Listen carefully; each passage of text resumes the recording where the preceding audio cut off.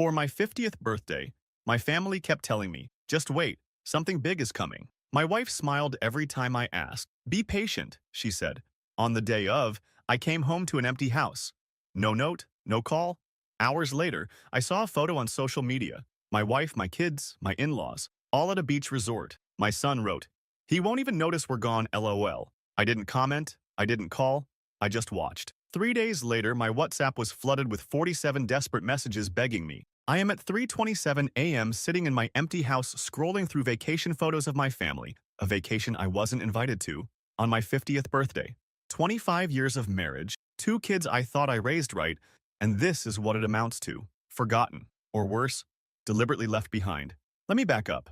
This mess started about 2 months ago. My wife Willow began acting weird whenever my upcoming 50th birthday came up.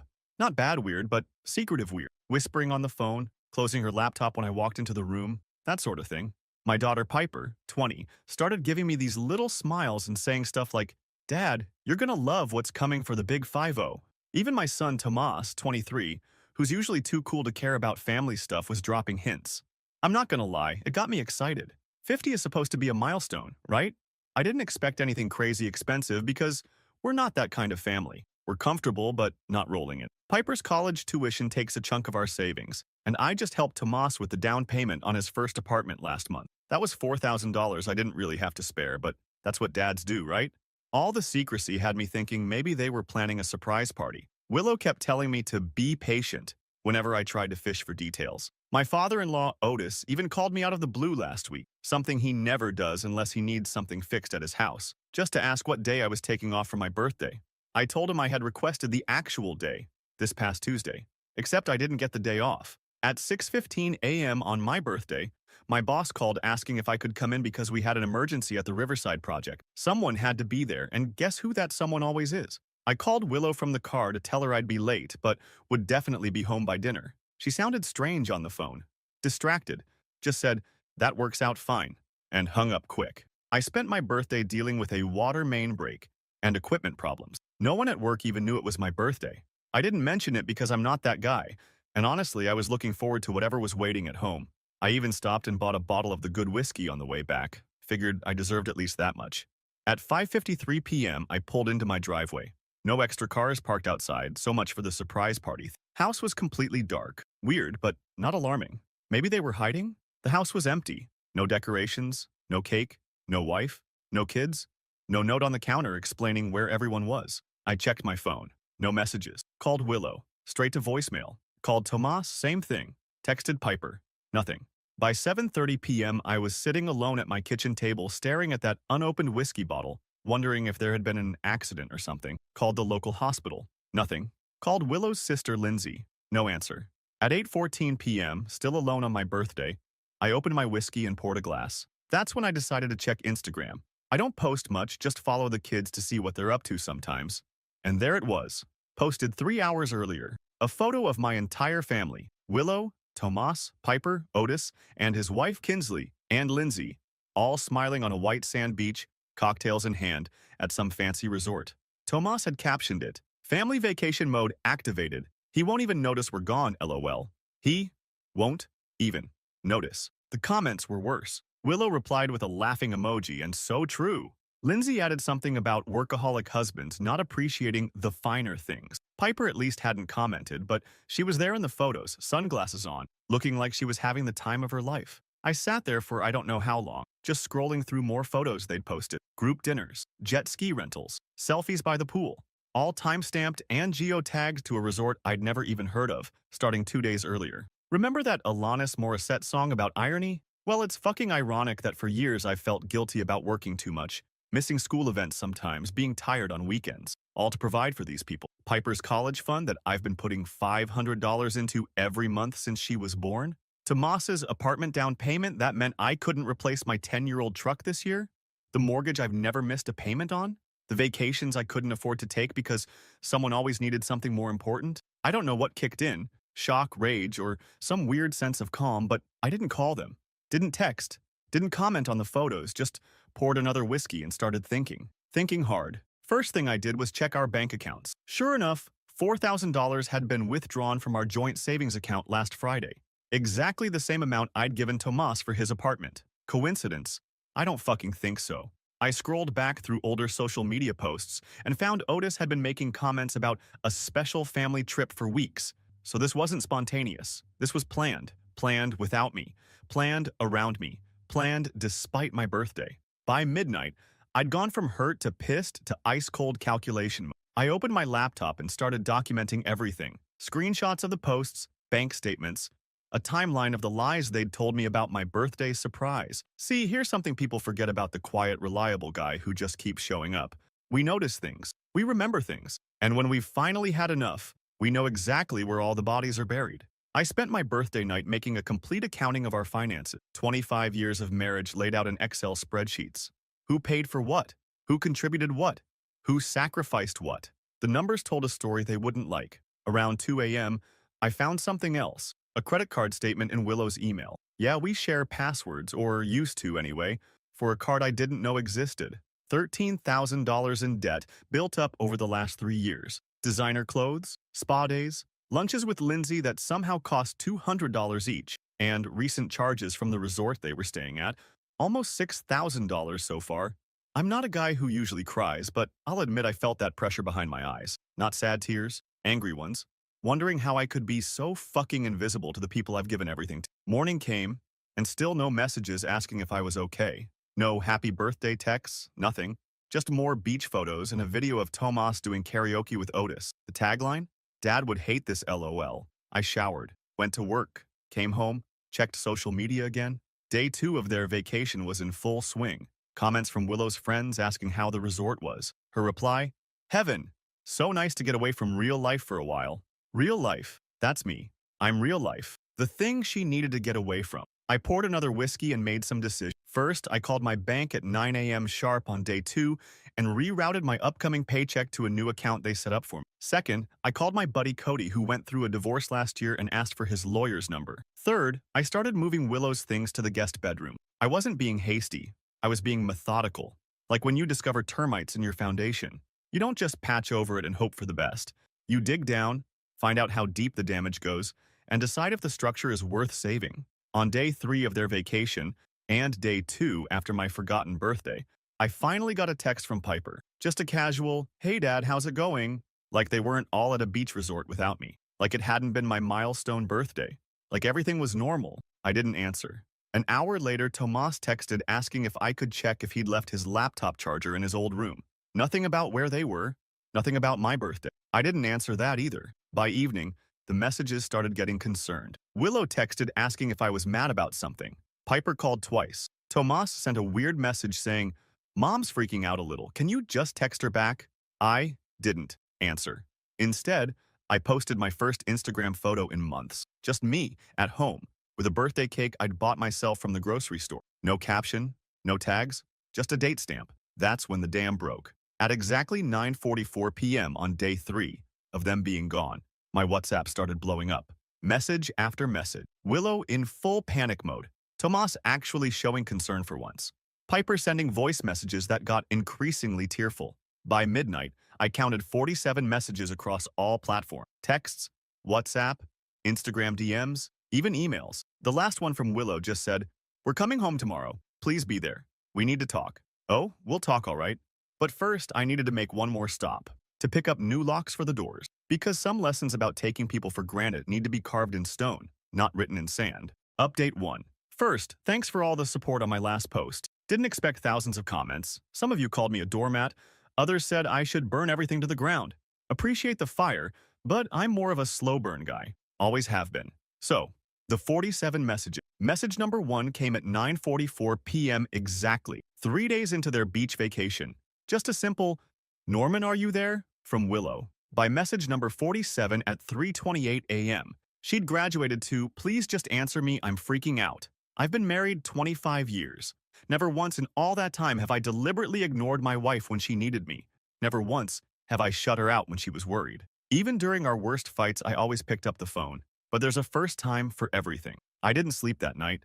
Just sat on our back deck watching those messages pour in while scrolling through their Instagram feed. The contrasts were something else. Willow typing, "Norman, please, I'm worried." while her profile showed her grinning at a beachfront restaurant just 2 hours earlier. Tomas asking if I was okay while tagging himself at a jet ski rental. Piper sending tearful voice messages from a poolside cabana.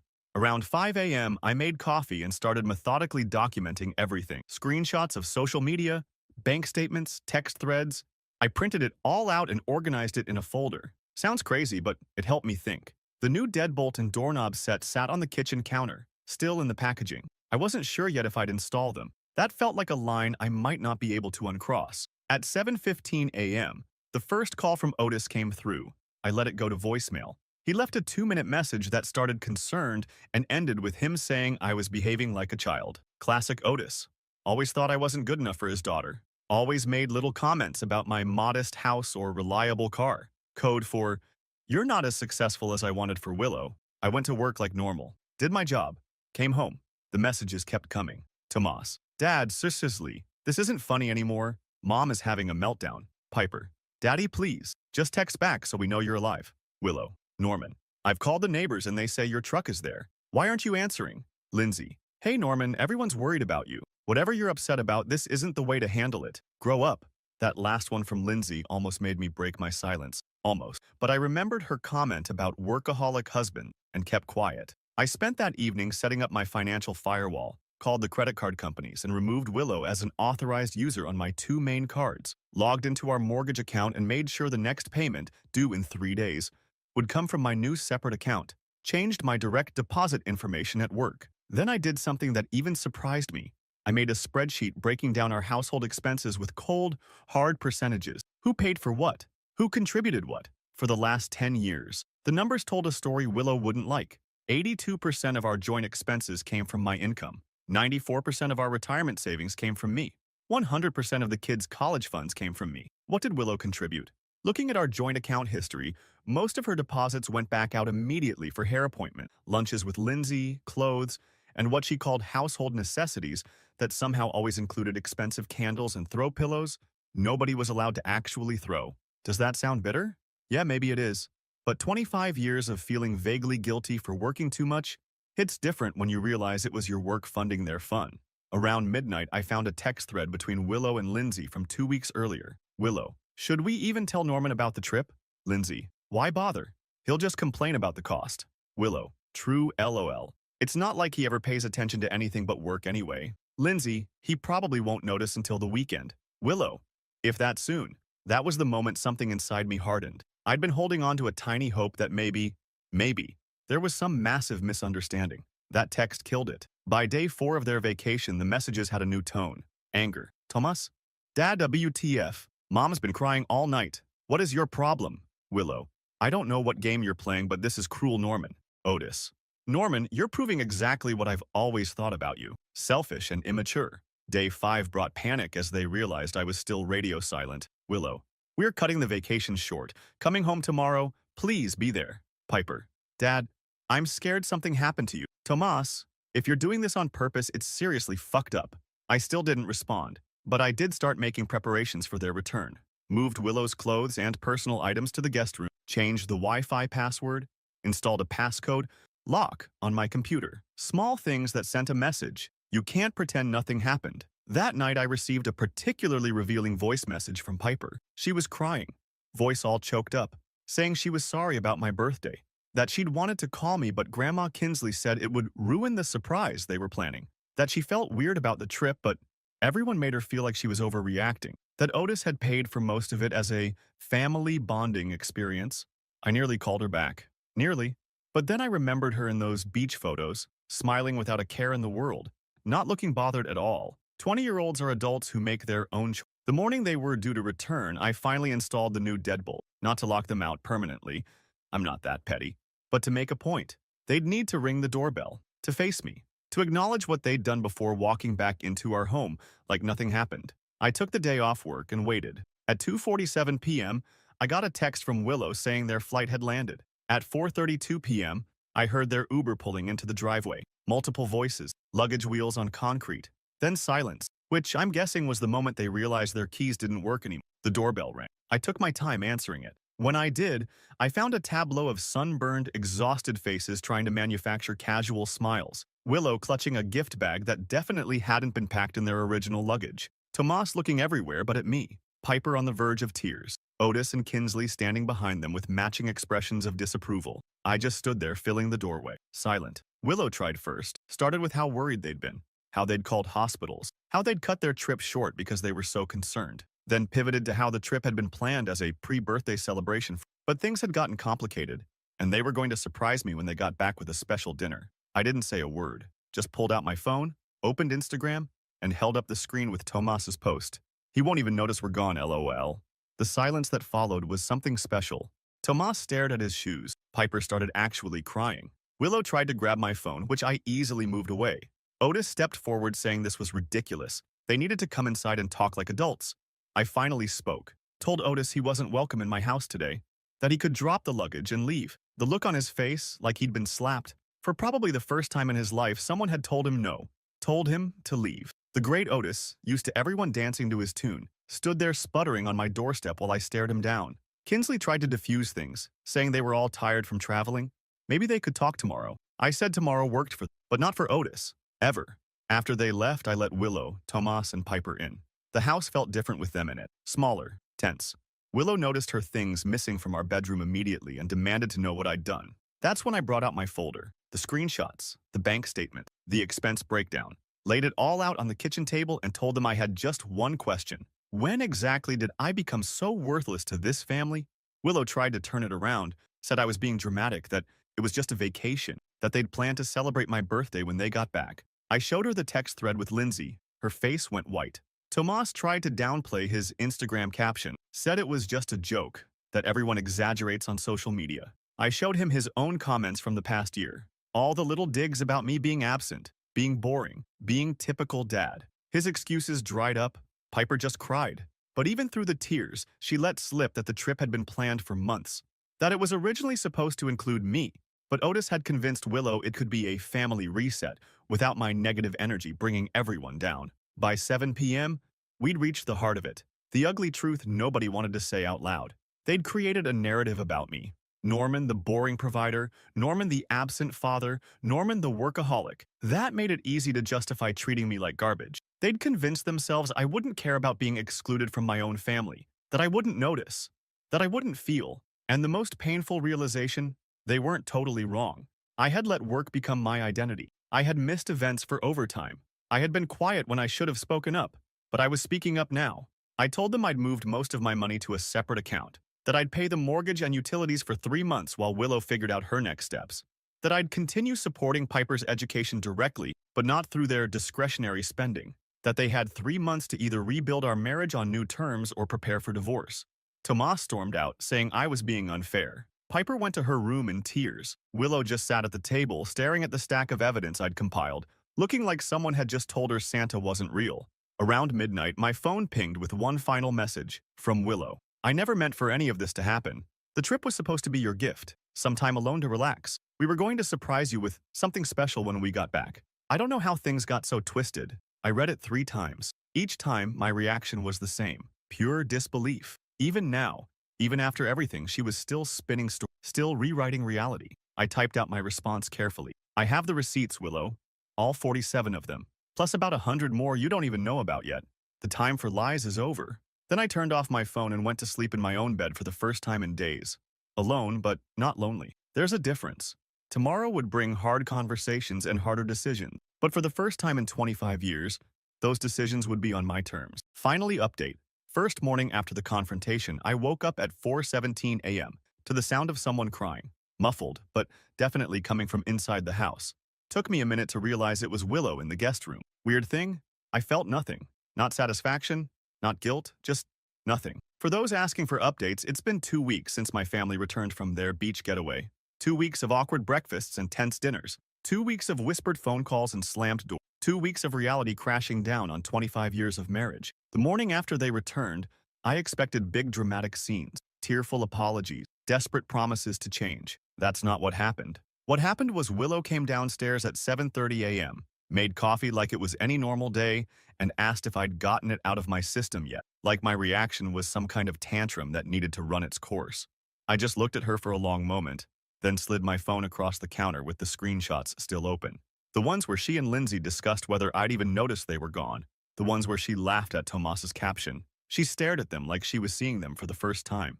Then tried a new angle. Said her phone must have been hacked. That she never wrote those things. That someone must have used her account. At 7:43 a.m. exactly, I realized my wife of 25 years would rather invent an elaborate conspiracy theory than admit she'd been callous and cruel. That's when I handed her the printed bank statement, highlighted every withdrawal from our joint account for the trip, showed her the credit card statements from her secret card, laid out how I'd supported this family for decades while she'd built up $13,000 in hidden debt. You want to know the craziest part? She didn't even seem that concerned about the money, just kept saying Otis would help her pay it off. That I was being petty, focusing on dollars and cents when the real issue was my workaholism. Isn't that some shit? I'm the bad guy for working 60-hour weeks to pay for everything, including her shopping habit. The kids were a different story. Tomas showed up around noon that first day, hungover and defensive. Started in about how I was overreacting, how it was just a stupid social media post, how I was being toxic by making such a big deal about everything. So I showed him my social media feed, the comments from his friends, the ones saying stuff like, LOL, your dad sounds like my dad, total boomer energy, and bro, just tell him you're busy when he tries to hang. That's what I do. I asked him what kind of man mocks his father online to look cool to his friends. What kind of son takes $4,000 for an apartment down payment, then spends the same amount partying at a beach resort 2 weeks later? He didn't have good answers, just mumbled something about how I don't understand how social media works. And left. Hasn't been back in 5 days. Piper was different. She actually apologized, said she felt pressured by Kinsley and Otis to go along with the trip, said she'd wanted to call me on my birthday, but Willow told her I was probably too busy anyway. I believe her. Mostly. But I also saw her in those beach photos, grinning at sunset cocktail hours that she's not even legally old enough to attend. Not exactly looking tortured by guilt. So yes, I'm still paying for her tuition, but directly to the school now, not through the joint account where money mysteriously vanishes. Around day 3 after their return, things escalated. Otis showed up unannounced at 6:15 p.m., right as I was microwaving leftovers. Walked in without knocking because Willow had given him the new door code. Started in immediately about how I was being unreasonable, how I was destroying this family over a misunderstanding. I didn't yell, didn't throw him out, just calmly asked him how much the resort cost. He puffed up, said that wasn't the point. I asked again, exactly how much did you spend taking my family on vacation without me? That's when he dropped the bombshell. $8,600 for 5 people, for 5 days. Do the math. That's over $300 per person, per day. I've never spent that much on any vacation in my life. Our family trips were always budget-friendly, camping, road trips, the occasional weekend at a basic hotel with a pool for the kids. I asked Otis if he knew how much I had in Piper's college fund. He didn't answer. I told him anyway. $25,000, scraped together $500 at a time over years. Money that could have gone toward vacations or a better car or home improvements. But I chose her future instead. Then I asked him how much he'd contributed to his granddaughter's education. His face went red, started sputtering about how that wasn't the point, how he'd created opportunities for Willow and the kids in other ways. Opportunities like teaching them it's okay to exclude the person who pays for their lives. Opportunities like showing them that loyalty and respect matter less than beaches and cocktails. I told him he had 30 seconds to leave my house before I called the police to report trespassing. He left at 6:27 p.m. Haven't heard from him directly since. Willow lost it after that. Called me cruel for speaking to her father that way. Said I was jealous of him. Said the real reason I was upset was because I could never provide the kind of experiences for my family that he could. And you know what? There might be a grain of truth in that. I've never had Otis money, never will, but I've had Otis time. 25 years of it. Time I spent working to build something for us while he was off enjoying early retirement on inherited wealth. By the end of the first week, the battle lines were drawn. Willow moved in with Lindsay, temporarily. Tomas stopped answering my texts completely. Piper started coming around more often, usually when Willow wasn't there. The family split into factions. Willow's siblings and parents rallied around her, posting vague supportive messages on social media about standing by family during hard times. My sister, who lives 3 states away, sent me a care package with whiskey and a note, saying she always thought Willow was kind of a princess. Then the financial reality hit. 10 days after returning from the trip, Willow called in a panic because her credit card was declined at some boutique. I'd removed her as an authorized user on all my accounts. She wanted to know if I was going to keep punishing her by withholding money. I explained, calmly, like talking to a child, that I wasn't withholding anything. I was simply separating our finances. Her income was still hers. My income was now mine. The joint account had exactly 3 months of mortgage payments and utility money in it. After that, we'd either have new arrangements or separate lives. That's when she started crying. Real tears this time. Not about our marriage or my feelings or the family being torn apart. About money. At 11:43 p.m. that night, I got a text from Otis. Just 4 words. Let's discuss a settlement. I didn't answer. There was nothing to settle yet. No divorce papers filed. No lawyers officially retained, though I'd had 3 consultations. Just a family in freefall, finally facing gravity after years of pretending they could float above reality on my dime. 2 weeks into this new normal, something unexpected happened. Tomas showed up at the house at 8:30 a.m. on a Tuesday, unshowered, eyes red, looking like he'd been up all night. He wasn't there to apologize exactly, more like he'd finally done some math of his own. His new apartment, the one I helped with the down payment, turns out the monthly costs were more than he'd calculated. Utilities, internet, groceries, all the little things that magically appeared at home but cost actual money in the real world. He'd blown through his savings already. The vacation had cost him more than expected too. He'd put excursions and drinks on his own credit card, assuming he could just figure it out later. Now later had arrived, and he was drowning. Part of me, a small, hurt part, wanted to tell him this was a valuable life lesson and send him on his way. But the dad in me couldn't do it. Instead, I made him breakfast, taught him how to make a basic budget spreadsheet, showed him exactly what things actually cost in the real world, the world I'd been silently managing while he posted about what a boomer his dad was. By lunchtime, he looked shell-shocked, not just from the financial reality check, but from seeing, maybe for the first time, what I actually did for this family beyond just existing as a punchline for his social media jokes. He didn't say sorry, not directly, but he did something that hit me harder than any apology could have. He deleted all his social media apps right there at the kitchen table, said he needed to get his head straight without the constant noise, asked if he could come over on Sundays for me to help him figure out this adult shit. Progress, I guess. Willow's been a different story. After the initial shock wore off, she shifted into full damage control mode, started calling mutual friends to explain this, posted a long, vague Facebook update about healing from unexpected life changes that made it sound like I'd had a breakdown. Lindsay's been her bullhorn, telling anyone who'll listen that I'm having a midlife crisis, that I'm being financially abusive by cutting Willow off, that the vacation was supposed to be a gift to me, not an exclusion. I haven't bothered countering any of it. The people who know me, really know me, have seen through it immediately. The rest? Not worth my energy. Piper's been caught in the middle, feels guilty for going on the trip, feels guilty for still wanting a relationship with me, feels guilty for being angry at her mom, just guilt all around. I've tried to make it clear she doesn't need to choose sides, that I'll always be her dad regardless of what happens with Willow, that her college is still covered, that her future is secure. 3 weeks in, Willow finally came by to talk for real, sat at the kitchen counter where we've had breakfast for 20 years, asked if I was really going through with this, if I was really willing to throw away our marriage over one mistake. I pulled out my phone, showed her the 47 messages again, asked which one acknowledged it was my birthday, which one apologized for excluding me from a family vacation, which one showed any real concern beyond fear of getting caught or exposed. She couldn't point to a single one. Then I asked her the question that had been burning in me for weeks.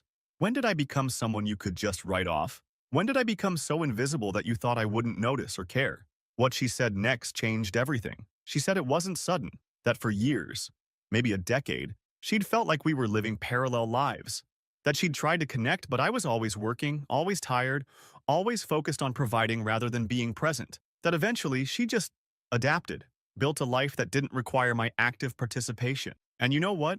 That hit hard, because there's some truth there. I have prioritized providing over being present sometimes. I have missed events for work.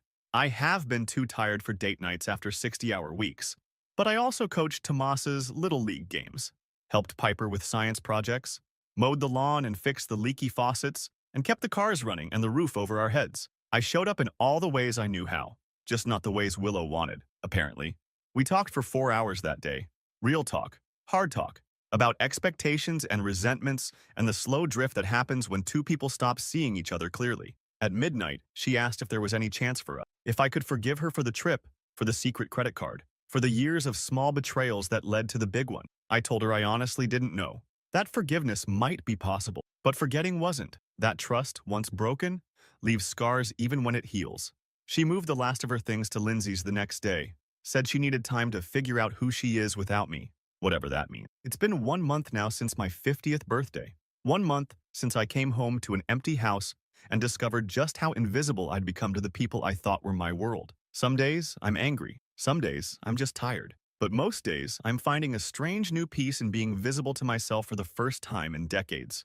I've started swimming at the community center 3 mornings a week, been going to happy hour with guys from work occasionally, even joined a hiking group that meets on Saturday. Tomas comes by every Sunday now for what he calls adulting lessons. We cook dinner together, go over his budget, talk about things that matter. Piper splits her time between Lindsay's place and mine, navigating the new family geography with as much grace as a 20-year-old can muster. Willow texts daily, alternating between nostalgic memories and practical questions about bills.